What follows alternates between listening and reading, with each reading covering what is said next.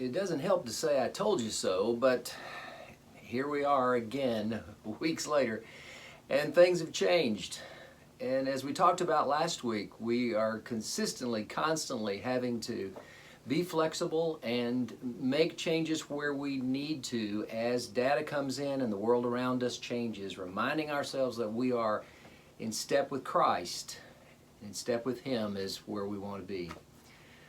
I was reminded today, as I thought about what to say to you, of one of my favorite book titles that's in my library, an old book by Chuck Swindoll called 3 Steps Forward, 2 Steps Back.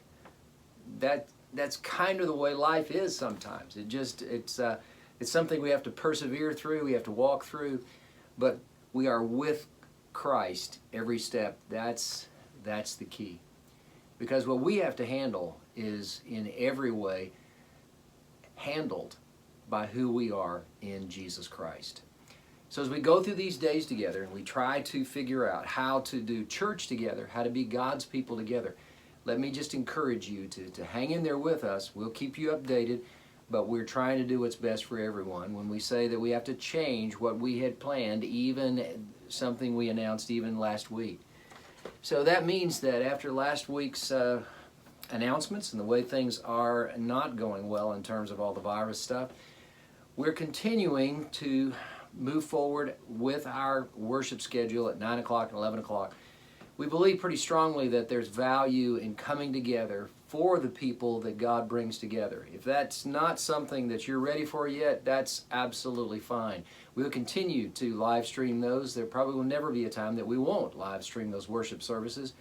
But we also see value in being together, coming together, mask, an opportunity just to be in each other's presence and to allow God to use us in each other's lives. We seek to try to be those people with each other, even as we push our changes back. We had planned on doing those on July 12, but those changes we're going to move back and not begin until August 10. We're going to move through the month of July. A lot of our classes are going to take breaks from Zoom classes. People are even tired of doing Zoom, so we want to give you a break from that, a summer break from that. We know you do vacations and otherwise we're used to taking breaks in July here at Kingwood First Baptist, so don't be surprised, but pay attention to your teacher and your group because many of those groups will keep meeting right on through, but some of them will take breaks during the month of July. We'll also try to gather the first part of August for a church-wide meeting. There's business we need to conduct. We need to have a church budget. We need to just make some decisions. Whoever can be a part of that, we'll certainly give you the ability to do that, but look for that first part of August. But as for now, just continuing those worship services as they are, 9 and 11, and then we'll make changes as we had planned on doing and start life groups up in the second week of August on August 10. During that time, our job is, as individuals, to maintain that place where God has called us to be. I know for you, that's first of all your family. It also involves your workplace and may even involve standing in a very difficult place. I was reminded of that this morning as I was reading just in my own personal quiet time about Moses. The Bible says of him in chapter 106 of the book of Psalms that had not Moses, his chosen one, stood in the breach before him, things might have turned out very differently for the children of Israel. Moses stood in a place where things seemed to be breaking apart, where there seemed to be a tear in the wall and what was keeping the people together. When they seemed to be moving a place that they didn't need to go, Moses stood in that place. It also gives examples of others in the Bible who do the same thing. But that's where we are.